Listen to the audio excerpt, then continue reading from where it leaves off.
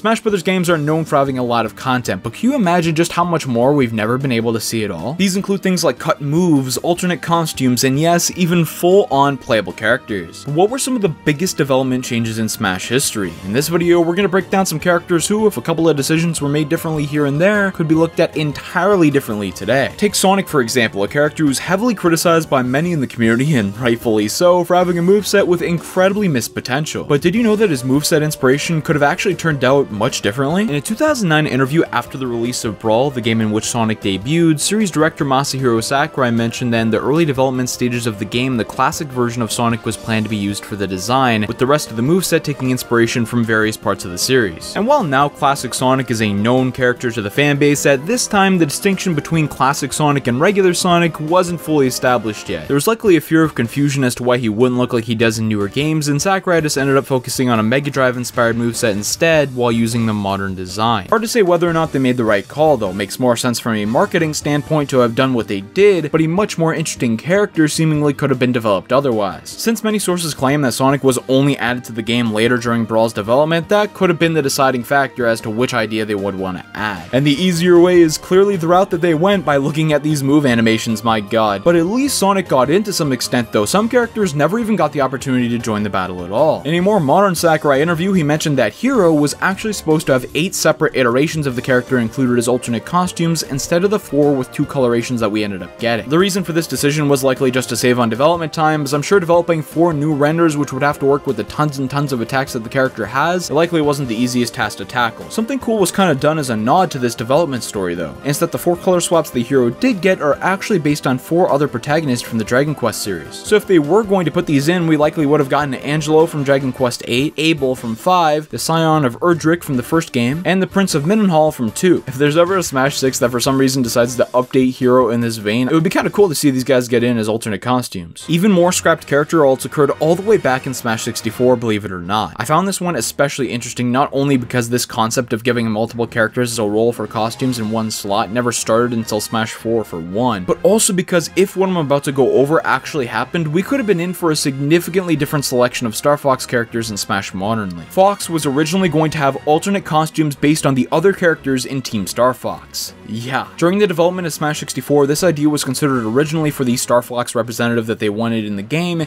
and if this went through, not only would Peppy and Slippy have gotten into Smash, which would never end up happening, but Falco, who did get in with Melee, would have already been a palette swap. Would this have prevented Falco from joining the battle in the way that he's known for today? And with that, would there have been a ripple effect with this in the series? Would Wolf, who was later added in Brawl, have been included as an alternate costume instead of a fighter? And once it became standard in Smash 4 for everyone to have a minimum of 8 costumes, would the rest of Team Starwolf had to have been included to fill that out? So many questions and so many fun possibilities arise from this one little piece of information, which is why I love this series so much. But the big question that should really be coming up here is, why didn't this happen? It's not like there was going to be a second Star Fox rep in Smash 64 that they'd have to plan on separating them for. No, the real reason comes down to this guy. Slippy Toad. In the same Sakurai interview which contained this piece of information, he mentioned that it didn't seem right to the team to have Slippy share the same abilities and playstyle as the other members of Team Star Fox. Are you serious? Okay, I'll admit that it would be pretty funny to see this fat frog guy with a fast-paced moveset that they gave to Fox, but could you imagine the Melee version? Oh my, that would have been insane. But this seemed a little too wild for the Smash development team. Once again, Slippy holds the team back. I guess it's fitting for the series, but wow, what a revelation. There's good and bad to come out of this. I guess more good in a way, since we did get at least slight differences between Fox, Falco, and Wolf, but I can't help but think that if all the pilot characters were stuffed into this one role, then maybe there would have been pressure to add some more unique characters in separate slots,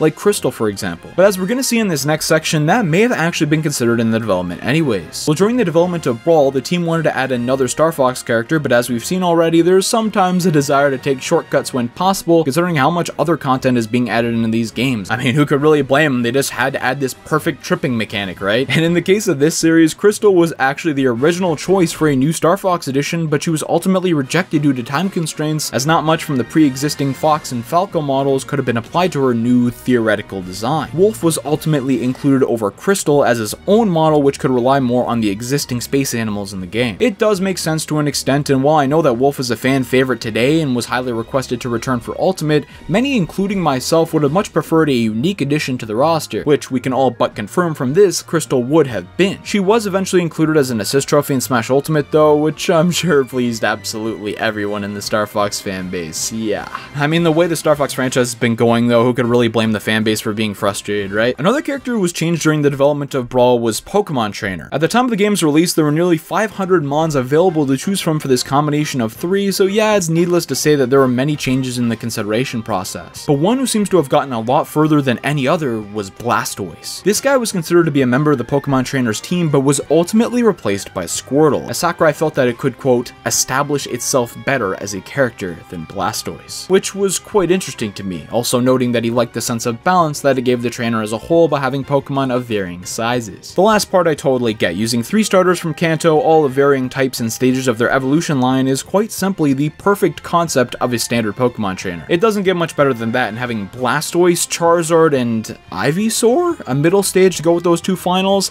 that would certainly look pretty strange. Maybe Venusaur was considered to go with those 2 at one point as well, but there's no public evidence for that as of right now. Until someone outright asks Sakurai the question though, I doubt we're going to be getting any more info, but for now all we could assume is that this was not the case, and they were simply going to go with the 3 best options, disregarding their position in their evolutionary line. Blastoise, according to Sakurai, not being able to establish itself as a character is a little more technical, but would likely have to do with the moveset potential and fitting in amongst the others in the cast. Blastoise, I guess, just didn't belong amongst the others to them after going through some of the development process, and who really knows how much better or worse off we would have been, but in my opinion, we did end up getting one of the best character concepts in the entire roster out of this one, so I think it's easy to say that they made the right call. Now don't worry, we've still got some more cut characters coming up, but for now I want to go over some fighters who had pretty interesting moveset changes during their development. Ever noticed something interesting about Peach's Neutral B? The move where she uses a toad to shoot spores at the opponent to counterattack? Well, the neat thing about this move, I've actually already told you, and it's that it's used through Neutral B. Out of all the counterattacks in Smash Ultimate, through every character, this is the only one used through Neutral B. And as such, the only one Kirby could use as a copy ability, which isn't really necessary to the story, I just kind of wanted to mention it. I thought it would be mildly interesting. Anyways, ever wonder why this is? Well, it seems as though the answer lies in Peach's origin title, Super Smash Bros. Melee. Peach appeared to have 2 of her specials swapped around during development, with her turnip plucking taking the role as Neutral B and her counter as Down B. We could tell this because the animation for Peach unearthing a turnip is called Special N, which is universally used for Neutral B special moves in the game. And this obviously didn't turn out to have that same input. I guess the character just felt better to play with this input system? I find it hard to imagine unless you're a Peach main at a higher level, so if you fit that criteria, maybe comment down below why you think this would have been, because from my perspective, it just doesn't make sense for this to be a complete mistake or anything like that, because if it was, you would have certainly swapped it around for Brawl, but it's been kept all of this time throughout history despite not being the original plan, which is quite fascinating to me. Maybe not the most major change of the video per se, but still something fairly significant. This isn't it for Peach's changed plans though, as in Brawl there may have actually been a move completely taken out involving Perry, the name of her parasol in Super Princess Peach. The plan actually seemed to have been for her to use him rather than using her own umbrella, which she did in the final game. His trophy textures are named after Peach's, and her parasol model contains his Japanese name, which is quite telling. The idea for this likely spawned from this being a game that had released during Brawl's development period, and a desire probably arose to include material from a modern appearance of the character who back in the mid-2000s didn't have nearly as many abilities which were established to fit her specifically as we know today. Maybe they wanted to completely rework the character and give her the emotional abilities as seen in Super Princess Peach, and along with that you'd have to include Perry to complete the reference, right? But as we've seen, the time constraints with some characters in Brawl proved to be too much for the team, and with Super Princess Peach not being an absolute success or anything like that, there was likely little to no pressure to fulfill this idea and carry her over. And what would be the point of adding Perry without more Super Princess Peach content, right? This might not even be the most interesting moveset change in Brawl though. Did you know that Kirby was supposed to have a charged hammer swing in this entry? This can be determined by seeing some of the unused animations for the move in the game. I'm sure he's got it nowadays in a similar vein to King Dedede's hammer, but that ability was only added to the move slot in Smash 4. Whereas before that, Kirby could still use the hammer swing and it would be a powerful blow, but it just wouldn't be chargeable. But if they were going to add this move to his kit in a later entry, why would they consider including it for Brawl and then decide not to? It doesn't make much sense, right? Well, my best guess is that King Dedede was a new fighter introduced for Brawl, so they probably wanted to incorporate something that would differentiate the 2 characters more, to really show off King Dedede as a unique addition for the game. This can be supported by looking at one of the most unique moves in the series being included in his set in Brawl, with the Waddle Dee throw that would not end up being kept later. If they wanted Dedede to stand out on his own, they certainly pulled it off. but perhaps they wanted a more accurate version of both Kirby and DDD later on,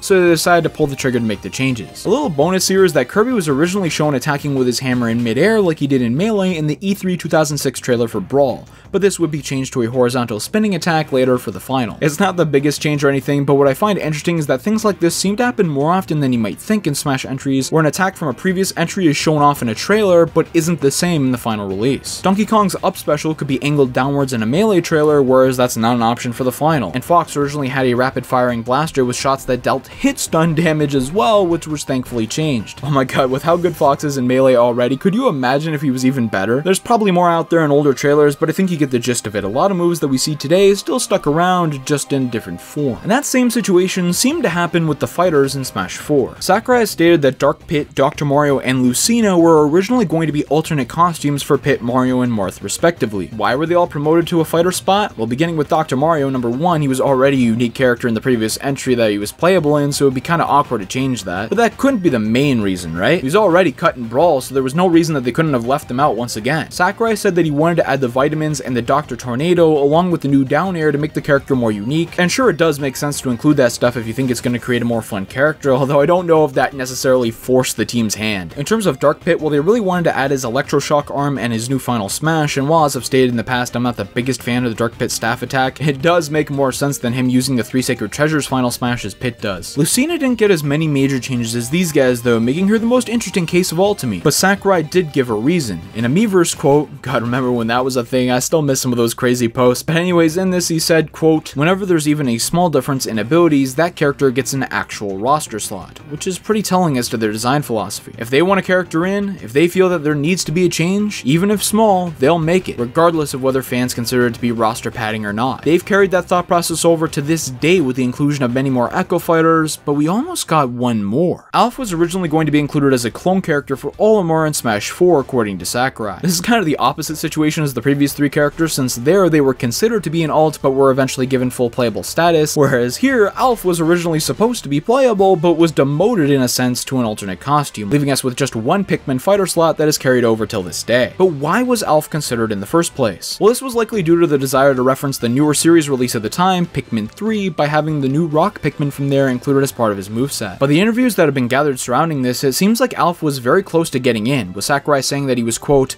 next in line to get a clone spot, but it seems as though time constraints put a stop to this. But doesn't this contradict the philosophy before about Dr. Mario, Dark Pit, and Lucina? I don't believe so, considering that the changes that were made to those characters were done because it was believed that small aspects in their original fighter's gameplay wouldn't be well applied to them. Whereas here, even though Alph is just a palette swap, his moveset is still fitting. He can use these abilities in the series, and there's not much wrong with his representation in Smash. Sure, you could say the same thing about Lucina and Marth, but since Lucina's changes were mainly technically based, whereas a whole new Pikmin type would have to be created to satisfy the plans for Alph, the tiebreaker just came down to timing, and Lucina was fortunately able to beat the clock, whereas our lovable Pikmin protagonist did not. The real piece to this puzzle, which has kind of shocked me a bit, is why Alph wasn't promoted to Echo status in Ultimate. Man, they were practically handing out these positions left and right. You get an Echo, you get an Echo, everyone can get one. Well, except Alph. Maybe it would have seemed like a bad look going from an alt to a roster spot as a sign of padding for the game, but I feel like the ship surrounding that would have been long sailed by this point. Sakurai seems to put anyone in that they want, regardless of how many people it will upset. It probably just came down to the lack of urgency to include Alph. Is this current moveset fitting? Yep. Is there something like Pikmin 4 to promote that we have to give another slot to this franchise for? Nope.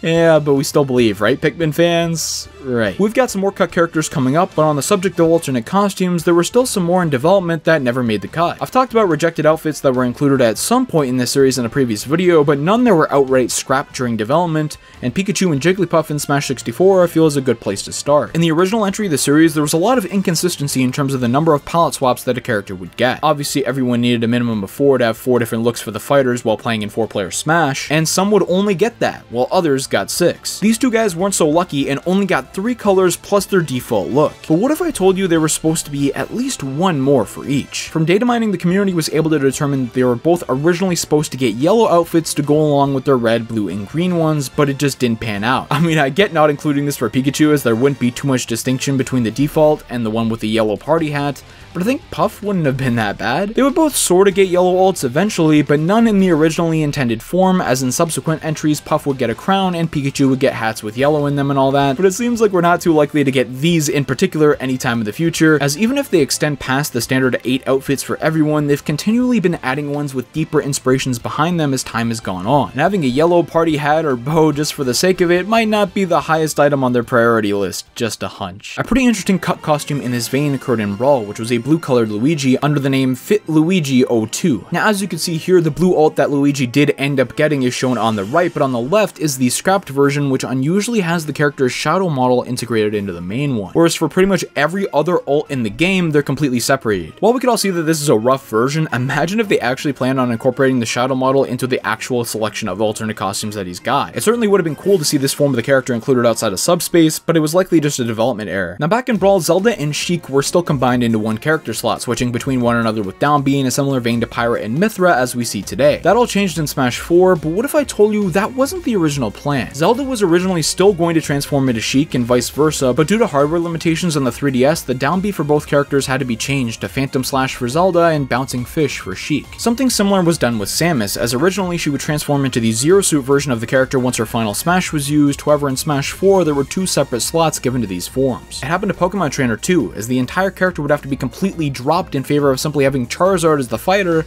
because the mechanic of swapping the Pokemon around would prove to be too much for the 3DS. And Zard was the most iconic of the 3 Pokemon, so it was the choice to remain. If you played Smash on the 3DS, you'll likely remember that the load times were ridiculously long, so maybe if it took this long already to load in a fighter and all their assets into a match, then wanting the ability to change it all on the fly in a split second likely couldn't be done. It's no coincidence that all 3 of these changes were made being so alike. These 3DS limitations also led to the Ice Climbers famously being removed mid-development of Smash 4, as the team tried very hard but just couldn't get both of the characters on the screen at the same time during gameplay. And they really wanted the 3DS and Wii U versions of the game to have identical rosters, so if one couldn't work, then both would have to be changed. I guess they never really considered just using one Ice Climber instead of both, but I guess it just wouldn't be the same. Interestingly enough, even though all 4 of these changes happened for similar reasons, only half would be reverted when the hardware barrier would be lifted with the shift to the Nintendo Switch for Smash Ultimate. As while we got Pokemon Trainer and Ice Climbers back, the positive fan reception to Zelda and Sheik being separated along with Samus and Zero Suit led to them remaining in that way. Pretty neat how some development constraints led to a change for the better that likely never would have otherwise been experimented with. But even though the hardware was improved for the Switch, that couldn't save another fighter idea. Rex was originally considered to fight alongside one of either Pyra or Mithra in a similar vein to how the Ice Climbers fight alongside one another. Now this seems very ambitious, and at least with Nana and Popo, their movesets are identical and fairly simple. Here, not only would you be dealing with 2 different move selections between the 2 characters, but their models are also much more complicated, and you'd also have to combine that with the ability to change between Pyra and Mithra, which, as we've established, presents a burden on the console. It all seemed to be too much, and as Sakurai quoted simply, it was impossible. Can't put it much clearer than that. Will we ever see this idea realized in a Smash 6 when we're presumably on a significantly more powerful Nintendo system? Probably not, since there'd probably be a lack of urgency at that point, as it's not like Rex would be at the forefront of the series protagonist-wise anymore, and by then there would likely be many other characters who would justifiably receive priority over him. Pretty unfortunate for Rex though, was going to be included in the base game but got cut due to time constraints, and then when he finally gets considered for that DLC role, the concept just doesn't work with him as part of it, and he gets cast away in favor of the new idea which the team preferred. Tough luck, but at least we'll always have this taunt. And like how Rex was the original choice for a Xenoblade 2 rep, there were others that were originally considered for Final Fantasy and Smash 4 as well. While now it seems pretty established that Final Fantasy's inclusion in Smash Bros. Is mainly 7 focused, with Cloud originally and now Sephiroth, but before the 3DS and Wii U iterations of the series, there was no previous content like this to go off of. There were many more options which could have been considered, and Sakurai stated in an interview that he could have included characters such as Fusoya from Final Fantasy IV, Bart's Clauser from 5, or even Terra Blanford from 6, but ultimately said that it was difficult to imagine including a starter character from the series that wasn't Cloud, which is pretty understandable. He's very iconic and all that. But imagining an alternate reality where that doesn't happen could have completely changed the course of newcomers for the series. We certainly wouldn't have gotten Sephiroth added as Smash Ultimate DLC if Cloud wasn't the first pick, so that's definitely something to think about if you're a big fan of the character. This type of situation didn't stop with Final Fantasy though. Haihachi, one of the most popular characters from Tekken, was also considered as a potential newcomer for Smash 4, but would be scrapped during development. This, however, wasn't really a character change per se, since he wouldn't be directly replaced by anyone. That is, however, until Smash Ultimate, when he would be considered again. This is really interesting to me, as it wasn't really since Geno and Ridley that we've seen characters get rejected multiple times, but here we are going over Rex and Haihachi who fit this criteria. Makes you wonder what we're gonna find out down the road, but why was this done anyways? Well, once it was decided to add a Tekken character to ultimate, after some deliberation he would get passed on in favor of his son Kazuya due to the better moveset potential granted by the devil mechanics. I understand this, and it's always quite cool to see some characters, even if they're more iconic, get passed on for ones who the team feels would be more fun to play. I've touched on some instances like this in a previous video about rejected characters for Smash Ultimate, such as Decidueye getting passed on in favor of Incineroar, and Alucard almost beating out the Belmonts for the coveted Castlevania roster spot, but there's one more that I've never gotten the chance to cover, this being the Min Min situation. If you remember back to earlier in 2020, the way that the first character of Fighters Pass 2 was revealed was quite odd to say the least. It was announced that a fighter from ARMS would be joining the battle, likely to temper fan expectations in case people were expecting Sora or some other crazy character to be revealed. But who was this gonna be though? Some thought that Springman would take the jump from Assist Trophy to Fighter, while others thought that Ribbon Girl was more well known, or even someone like Twintelle or Ninjara. But Min Min was ultimately the choice, which I'm sure everyone is happy with now considering how great this moveset turned out, right? But what if I told you that the aforementioned Ninjara was actually pretty close to being the choice, more so than you may think? Sakurai originally went to the development team behind ARMS to get a gauge on the characters who they felt would work well in Smash. I mean, who would know better than the people who created the game, right? And when he asked who the game's protagonist was, and the response was basically everyone's the protagonist, he realized that the major priority in development should be the unique moveset potential and nothing else. And the two options at the forefront for him were Min Min and Ninjara, the latter who could use shield warping abilities in a fast-paced playstyle, but that was ultimately outweighed by the potential that they saw in Min Min. And while some people may like how the character turned out, I'd say she's had one of the most negative receptions long-term by the Smash fanbase, as to many she doesn't feel fun to play. So while we'll likely never know how Ninjara would have turned out, it doesn't seem like they made the greatest decision with this one. Lucina has animation folders labeled Bow and Bow Arrow, but they have no animations inside either one. Quite interesting to say the least. It's unknown as to what these would have been used for, but one would assume that she'd use the Thon from Awakening as a special attack. This would have been a really cool idea to change her up more from Marth, and is coincidentally one of the ideas that I gave to her in the video where we gave Echo's new movesets. I assume this was in consideration because Lucina is without a doubt one of the closest Echo to original fighters in the entire game, and using even more abilities from her title of origin could only be a good thing. But maybe this was cut to give time to implement Chrom as a fighter instead. We have confirmation was in the planning stages of Smash 4, before the team decided that Robin would be much more unique and that they could create a typical Fire Emblem character for this entry as well through giving Marth a clone. The second clone that he had received up until that point. If they ever declone the Echoes and maybe even some semi-clones in the future though, an addition of a bow-like attack would definitely be near the top of my list in terms of new additions that I'd like to see. And since we've been all over the place with this video going from game to game, we might as well bring it all the way back to Smash 64 for this one being an element scrapped from every character in the game. Final Smashes. One of the defining features from the series, which many people decide not to play with, only made its debut in Brawl, but if you didn't know, these spectacular moves were actually planned to be included all the way back in the Nintendo 64 iteration of the series. While it's clear that hardware limitations basically made it near impossible to include these flashy moves back then, one of the more interesting questions that arises to me is what would these moves have been? After all, including one last final blow to a character in 2008 would be quite a bit different than in 1999. That's almost a decade of new series material for these guys to use, and while we don't know all of the planned original moves, there are a couple of unused voice clips in the game, such as PK Starstorm hinting at Ness's final smash, the one he would end up getting modernly, along with one for Captain Falcon yelling "Blue Falcon," also his modern final smash. So while this likely isn't the case with everyone, it's pretty interesting how some final smashes likely would have been the same 9 years earlier. Don't forget to subscribe if you want to see more videos like this on your way very soon, and I'll see you next time.